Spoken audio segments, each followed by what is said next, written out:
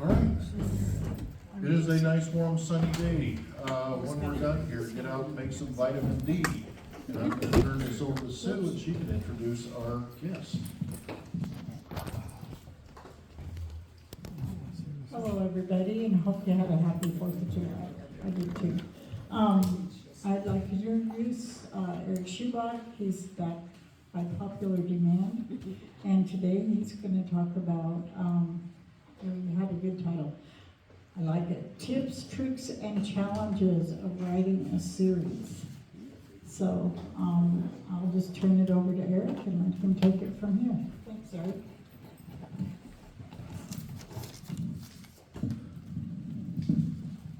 Most of you know me, and most of you know that I'm not a really good talker, so the most common word you're going to hear is going to be and Sue asked me if I could put together a little talk about writing series.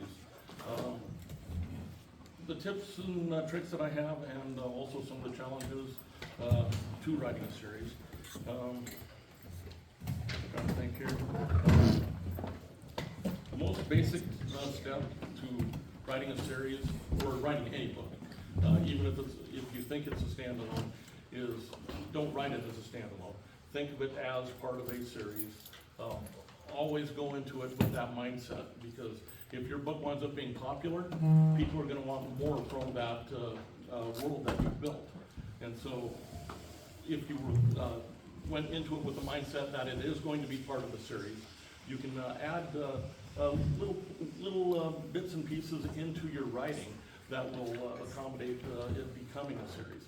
Otherwise, you're going to be kind of hacking onto an ended story, and you don't want it to feel that way. You want it to feel cohesive. That this is just part of this continuing story that's being told.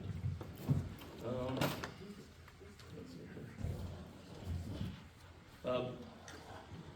It's easier to write a series if you're a pantser, not a plotter, because plotters, as you guys know, you need to know the flow and how things are going to work out.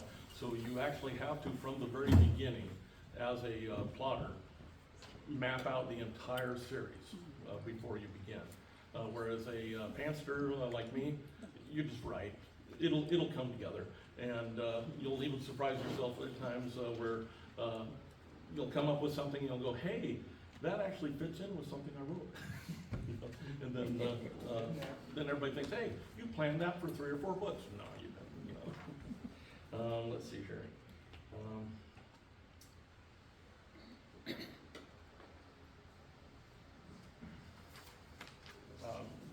I didn't have very many tips or tricks. There's like 4 major ones, then just all sorts of minor ones. The biggest one that I do is I like to play with what's called plot hooks. Where I call them side quests. Where you'll have different stories, even if it's like a flashback to something. It's putting a seed there that, hey, you can expand upon that in a future book. You don't have to. You can just leave it hanging, because you're still going to tie together your book's arc, which is going to be just part of the overall arc that is going to go throughout the series. As an example, I had one here. If you're writing an epic fantasy series, and you mentioned in passing that one of your characters has a different mechanic for performing magic than everybody else. You don't have to go into more depth of that. You just mentioned it in that book. But later on, let's say in the follow-on book, something happens that nobody is able to cast or something like that, except for this one character, and people will remember, oh, that was mentioned in book 1. And so it gives that cohesiveness. It's not like you're breaking your own rules suddenly and just making it up as you go along. This type of thing can be applied to any genre, mystery, thriller, romance, horror, whatever. That gives you the ability to gauge it once you've sold your first book and you see how the sales are going. If it was popular, that gives you more avenues in which to pursue to make it into a series there. Second tip is to put other minor plot lines in your book. Once again, that's, you know, going along with my D&D days where I call them side quests. You know, let's say your main character in a crime drama comes upon a clue that has them flashing back to their first unsolved mystery as a detective. That fleshes out your character a little more, you know, gives people some more backstory to that character, but it also now gives you another hook for the future that, hey, you could revisit, and that one unsolved mystery that detective had could be solved in a future book. And so just these, you know, just these little tidbits that you put out there are things that can facilitate a series. The third one is obvious. You know, you got to have a major plot arc going through the whole series, okay? Because you're telling a story from beginning to end in little bits that have their own beginnings and end. One thing that you never want to do is end your series with like a sentence or two that kind of leads on that there might be more to the story in the future. That's the worst thing you can possibly do. Well, okay, maybe it's not the worst thing you can do. I do it all the time. Okay, just do that. Just in case you do want to follow through and create more in that same world, or better yet, spin-offs. Spin-offs sometimes can be more impactful to the reader than the original series. And I've run through that a few times in some of my books where I have done spin-offs. I've even got spin-offs of spin-offs. And those books outsell my original series by a long shot.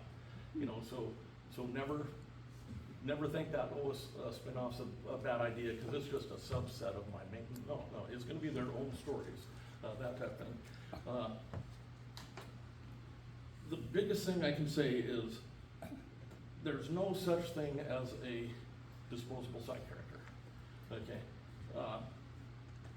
Even down to a waiter, you know, it doesn't matter.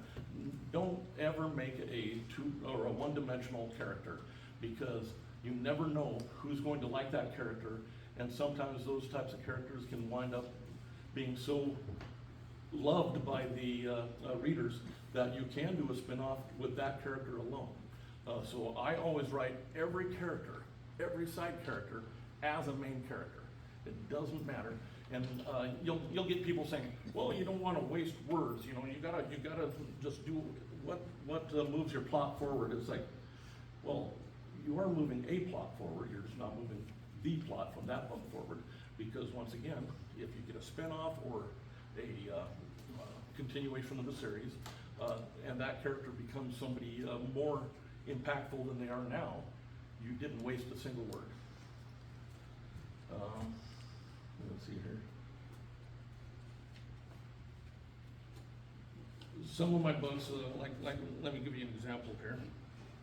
Let's go to, this is perfect here. You'll notice down below at the base there is the original series. Okay, and that is the Technomancy School series.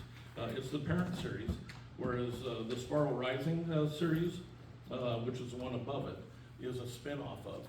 And I sell just as much of this spin-off as I do the Technomancy Schools, which is one of my my second highest selling book series ever. So being able to have a series, you know, within a series or whatnot, you're going to keep capitalizing upon your idea, your world, your characters. That's pretty much it. I mean, it's pretty short and succinct here, but I'm hoping that you guys have a lot of questions and I can give you a little more tips and tricks. And yes, sir. Tell us how you market your books and how you make money off it. I'm the cheapest person in the universe. And so I make sure that everything that I do is gonna make me money. I don't spend money to make money. So one of the biggest things I do is social media. Social media is huge. People, once again, will love your characters in your books, in your series. They will talk about your books and your series in readers groups. And so one of the biggest things I can tell you, I know a lot of people hate Facebook, they hate Twitter, they hate, Instagram. It doesn't matter if you hate it or not. You have to be there if you're going to make money off your books. I mean, I don't like social media, but I'm everywhere on social media because that is free advertising for me. I'm on all the readers groups. Join the reader groups, but don't join the reader groups thinking, hey, I'm gonna go there and I'm going to advertise my books to them. Don't do that ever. I mean, they will actually blacklist you if you do that. Go in there, become part of the family, part of the discussion, talk about things, and then once you're part of that community, that's when you can say, oh, and by the way, I just put out a new book today. Right? Oh, I didn't know you were a writer, And then you show them the books, and then suddenly you're part of the community, and now they're like, oh, and we have a writer in the community, and that pushes your books' sales. One of the biggest things I always talk about for advertising is advertise not just your books, advertise yourself. You have to have a reason for people to remember your name and to go back to your books whenever you release new books. It doesn't matter what gimmick you use to get people to remember you. It's just so important that you do that. I spend just as much time advertising a book as myself. And what I do is, as most of you know, I have an imaginary pet platypus, Frank. And Have a what? an imaginary pet platypus, Frank. Oh, And platypus. yep, exactly. And he gets into all kinds of shenanigans every time I'm posting about my books and stuff like that. And my readers just love this imaginary pet platypus. Okay, they're always asking to see Frank when I'm at like book signings and stuff like that. And that has me in their heads now. Because when they see books, thousands of books are being released every day. So they'll look and they'll go, oh, Erik Schubach, that's the platypus guy. Okay, boom, they remembered me, so they're more willing to take a chance on a new book than the sea of other authors that they don't know from Adam. So, have you manufactured and do you sell Frank dolls? My wife does. Yeah, she sews up a lot of little felt Franks, and she even makes flat Franks, which are bookmarks. And yeah, we do that. We give them away most of the time at my book signings or my readings and stuff like that. But she also sells them online. She's got a Etsy store and stuff. She does pretty good with it. But like I say, that's getting people to remember your name in that sea of authors in your same genre. It used to be so much easier back in 2012, 2013 when I first started, because there weren't that many authors competing in your genre. Okay, I had about 25 authors I was competing with. Okay, so I was very lucky in where I started. And then now I am competing against about 1,200 authors in that same exact arena now. And so if I started now, it would be more of a struggle for me to get up to the top. Yes?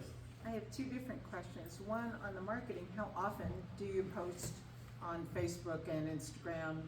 I kind of sprinkle it around all over the place. Sometimes it might be a week or two before I do it, but when it gets close to a release or right after a release, I do it every day. I'm on every single platform every single day, getting as many sales as I possibly can before it kind of tanks. Your first month, you're going to make the most out of your books that you will make for the rest of the lifetime of the book. Okay, so then the second month, you'll make about half that. Third month, about half that, until you get down to about 10%. Okay, once you get down to about 10%, it'll stay steady like that forever. So long as you keep out there letting people know you're there. Okay, it'll stay at 10% forever. And that's why, and that's where series come in really handy again, because I've got all these books, so let's see here, how many books was that? Let's go back on this here. Just these two series. I've got 1, 2, 3, 4, 6, so 13 books. Okay, so 13 books, all making 10% each. I'm making 130% a month from what I make with a new release. And that's the power of a series. Okay, so that was the next question, great lead-in for that. So when I'm writing the second book in a trilogy, mine are short stories, but they're all the same character. Right. How many of the characters from book one have to be in book two and book three? So you got your main character, that's the thread, but do you have to have all your competing characters from book one in each one? You should have anywhere from 0 to all of them. You don't have to have any of them, actually, Okay. to be in the same world. I mean, I've got examples of that where I've got a bunch of short stories in the same world. But I didn't carry over any of the characters in the second book. The third book I did, you know, and whatnot, you know, and it's just compilations of short stories like you're saying. And so long as you're staying in your same world and following your own rules in that world, people will read it. If you start breaking your own rules, that's when you're gonna start losing readers, because they're like, oh, the author was lazy, they didn't have a way out, so now they just broke their own rule, and we all know that magic only works this way, not that way, you know, that type of thing, you know, and so follow your own world's rules and be consistent. Okay, so one more, so if you're doing one of your characters, can you at the same time go ahead and do your spin-off at the same time? Oh, yeah. So you don't have to be just one and then. Exactly, doesn't have to be at all. I have a romance series that I'm writing, and it had a spin-off because one of the characters had gone to a Comic-Con dressed as a character from another book. And just for fun, I thought, you know, for my readers, I'm actually gonna write a book in that world from that cosplay with the character that person dressed as. And it was supposed to be a joke. Elfton, New York is now my best-selling series ever, and it's outsold all of my other books combined. Oh my gosh. And it was just a joke. You know, it's like, oh, remember that character? Well, here you go. And so, just to be meta about it, in that series, in the Elfton, New York series, there is a character who is writing a book. And so I thought, you know what? I'm gonna release that book too. So I released the book by that character, in that character's name. And people liked it so much now it's a series. So, so I'm going series upon series upon series in that one. Yes. So has any of your books ever been turned into a film or series for Netflix or anything like that? No. Is that one? I'm still not that well known yet. Okay. Yeah, the one that got closest was my Fix It series, which ran along the same lines as The Expanse. And when I released it, because the Expanse books started out as novellas, they weren't full books, you know, and I was releasing my Fix It books. It's about the same type of genre, you know, mine's more Star Warsy than theirs is, and we were competing for first place in the novellas in sci-fi for like 4 or 5 months while I was writing those novellas, you know, and that was the closest I did get. And some people found his books, said, hey, let's make this a series. I'm like, ah. But no, I haven't done that. I do have all my books in audiobooks though.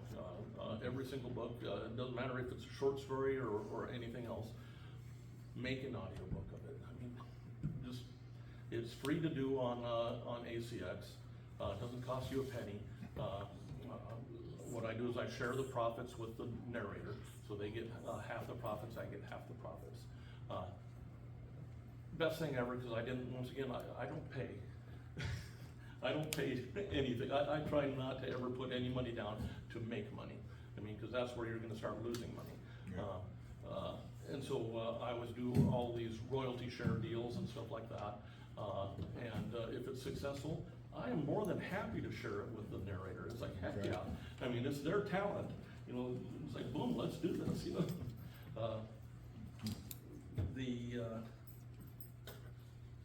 The big pitfall that a lot of people run into on advertising is paying for advertising.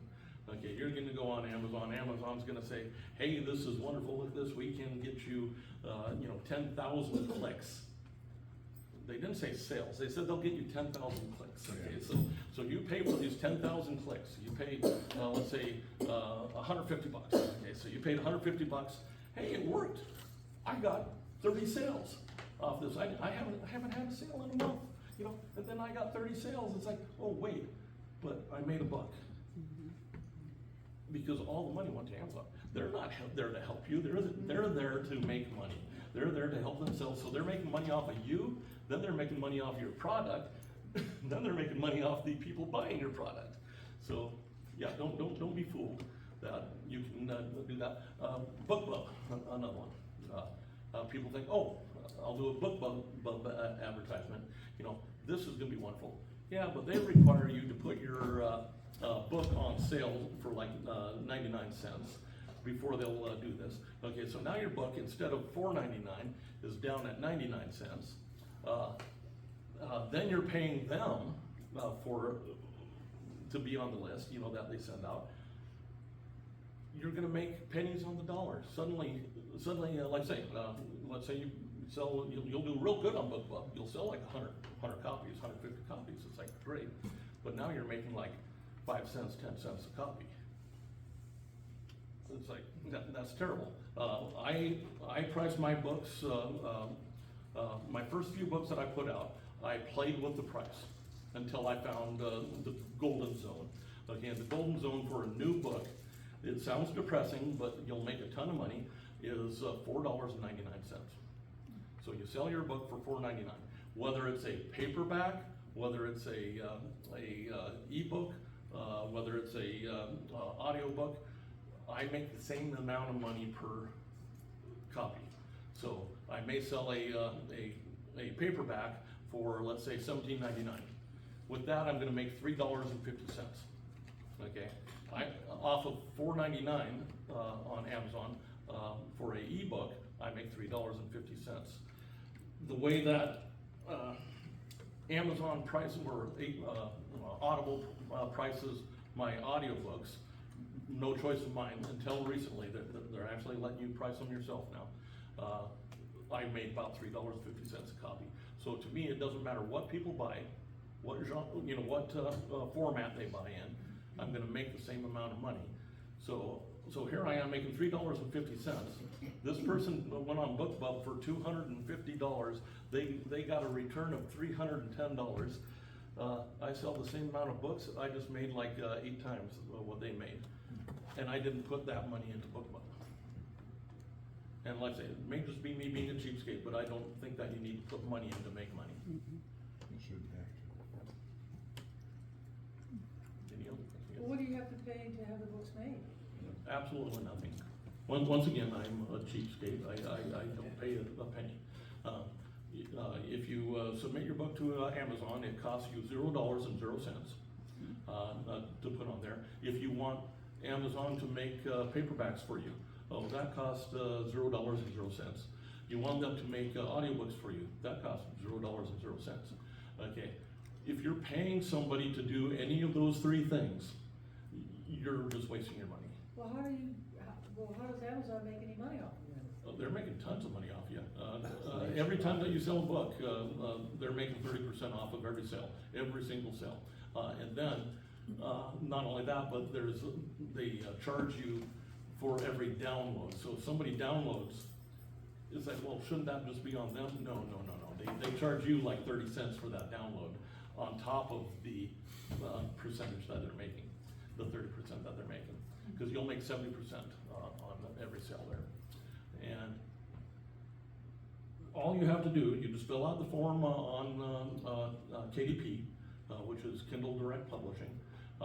You upload your files, you have them already pre-edited on all that, you get all your stuff prepped. You just upload your file, and that's the extent of publishing your book. There's no witchcraft to it, it's very easy. And that's why whenever I see people, oh, I can get your book published on Amazon for you for $200. And I'm like, wow, I'll do it for $100 for you. It's like, and the only cost I ever pay, I used to pay for two things. I used to pay for ISBNs, and I've always paid for my images, because I get stock images. I license those, and it's only $19 to license a image for your books, up to 10,000 copies. Once you go over 10,000 copies, then you gotta get the enhanced publishing rights, which is $100. But if you've sold 10,000 copies of your book, $100 is absolutely nothing. Yeah. And I'm happy to do that whenever it happens. It's like, oh, okay, here. The ISBNs, I fell into the trap early on when I first started. Everybody's saying you have to have an ISBN, and not only that, you have to have an ISBN for each and every format of your book. So your paperback, your hardcover, your Braille edition, your whatever. But that's a total fallacy.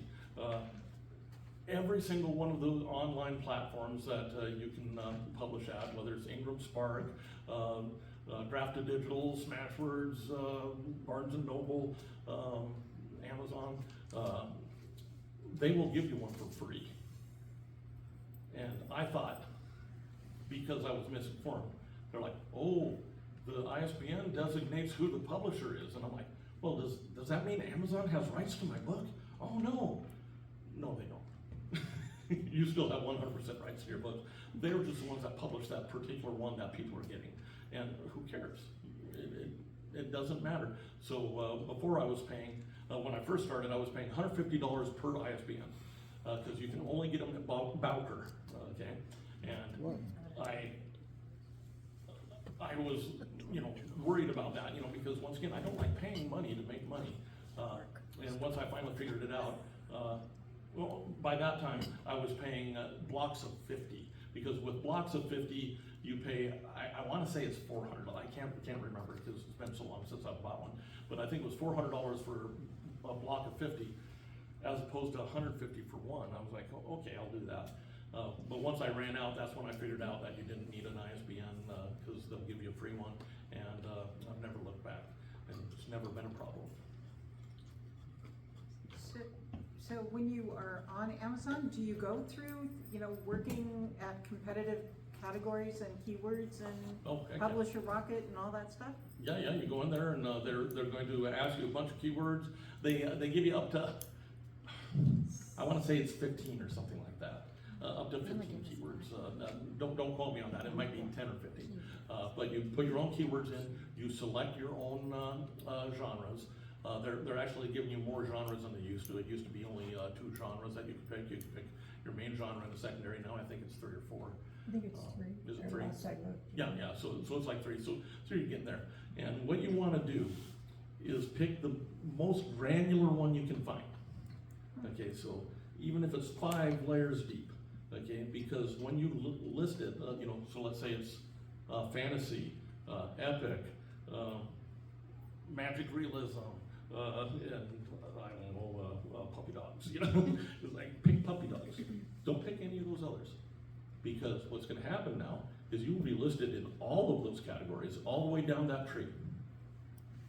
Okay, so suddenly, I may have only listed in 3 categories, but I'm in like 30 categories for every single one of my books.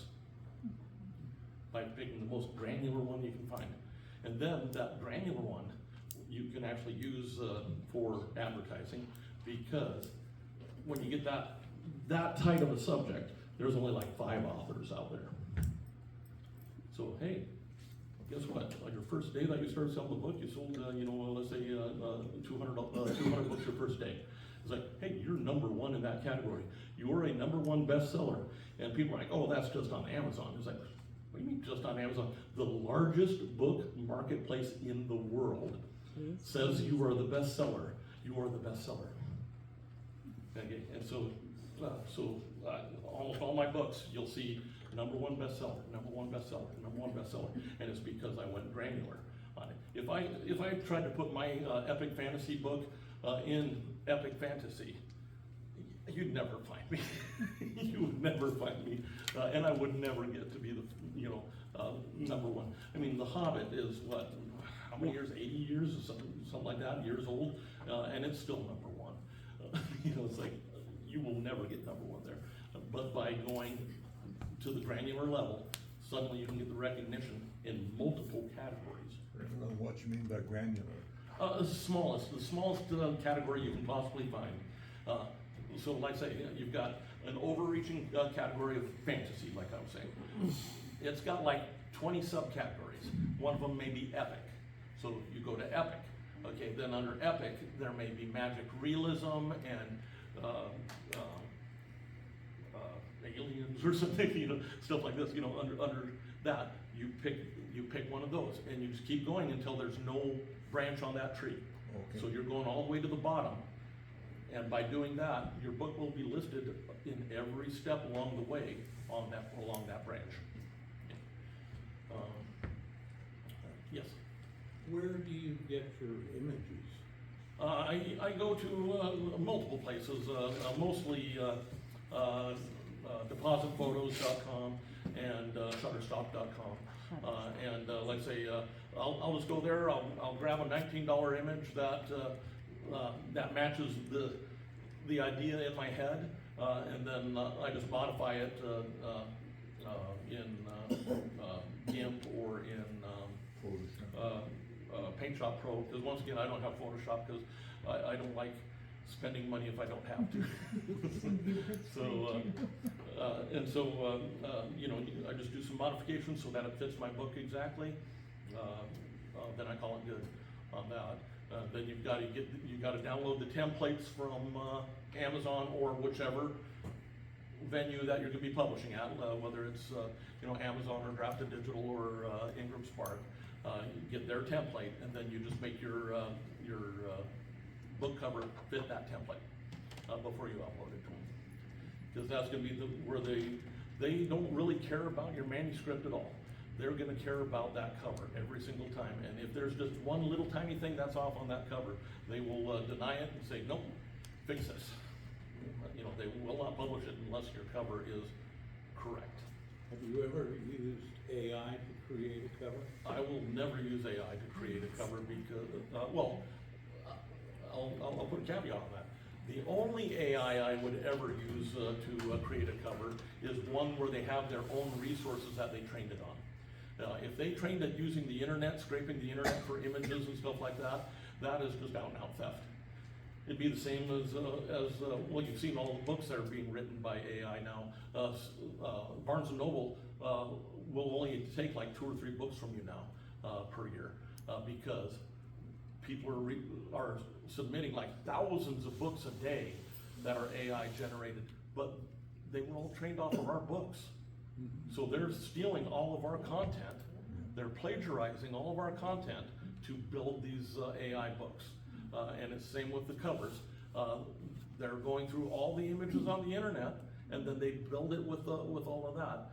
But like I say, there are some exceptions. There are some AIs out there where they own the catalog of images or catalog of books or catalog of whatever that they're using to train it. I wouldn't do it now. I would wait until people are more educated about which AI is good, which AI isn't. Because you will get shut down so fast when people, if they'll look at it, they'll go, I just ran this through an AI detector. It's 87% chance that it's AI. I'm not going to read that, or I'm not going to look at that. I'm not going to, it's like, and that's a reality of today. I mean, it is just a total reality. And I don't blame people because it's just theft of your intellectual property. What about reviewers and reviews? Do you get many of your book purchasers to give you reviews? I do, but the person who gets the most reviews for me is Frank. My pet platypus. He will steal the eclairs from my plate and tell people he's going to hold them hostage until they leave an honest review. And that's the thing. That's the key. Always ask for an honest review. Don't ask for a good review. Don't ask for or just plain review. Ask for an honest review, because there's no such thing as a bad review. People are like, oh no, I got my first one, it's so terrible, oh no, it's like, no, that just gives more credence to all the fives that you have. You know, it's like, okay, there's real people that are reviewing this guy just didn't like it. I've got my first 1-star review is framed and it's sitting next to my desk. Because it was the coolest review I've ever gotten, where the guy said, because I was terrible back then in my writing, he's like, the editing was atrocious, but the story was so good, I had to read it anyway. Boom! Thank you. I framed that. and I don't mind that. I don't mind if it's a bad review or a good review. All that counts is that it's a review. Then Amazon went and shot themselves in the foot about 2 years ago because it was very hard to get 10 reviews. It was extremely hard to get over 100 reviews. And if you had like 500 or 1,000 reviews, you were Steve McCain. Okay, they changed the way they did reviews 2 years ago, and now people can just rate it.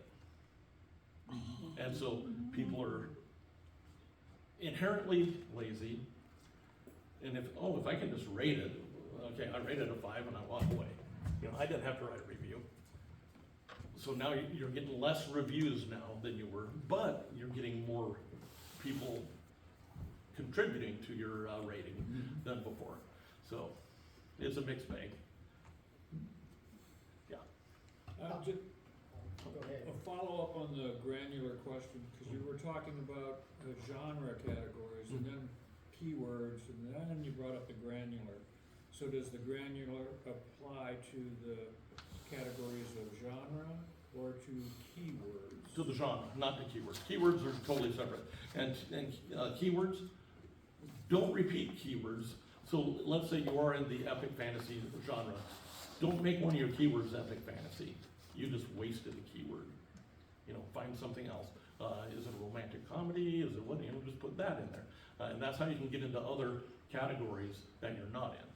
I do have a bunch of romantic comedies that I've written, and not a single one of them's in the romantic comedy category because I picked it. It's because that was one of my keywords.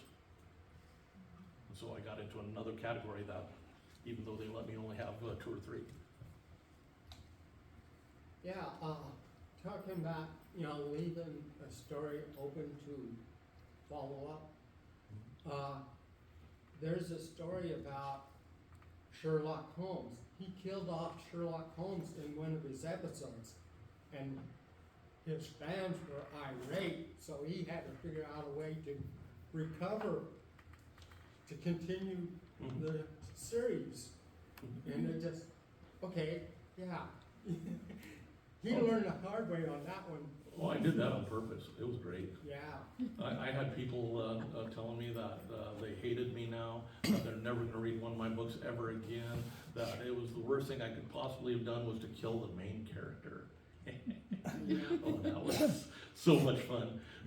And then later on, next couple books, and then they're like, holy cow, that was a heck of a story. How did you even think of that? It's like, and my character was back, but I did kill him off for a bit. Yeah. But it's fun. I've even got death threats for that one. That was kind of interesting. Any other questions? What was the audiobook company you were talking about? It's Amazon. It's ACX. ACX is their audiobook exchange. And there's 3 ways that you can pay for having an audiobook made. One is to just pay straight out to the narrator. You pay the narrator per hour, per finished hour, not per hour, but per finished hour for your book, audiobook. Then you own that audiobook outright at that point. You don't pay them another penny. You get 100% of the royalties at that point. Do you enjoy reading any other books by other authors? I thrive on books. I love books. And I mostly listen to them because I do audiobooks myself because I have a long commute into town and long commute back, and so that's how I get most of my reading consumed, is through audiobooks.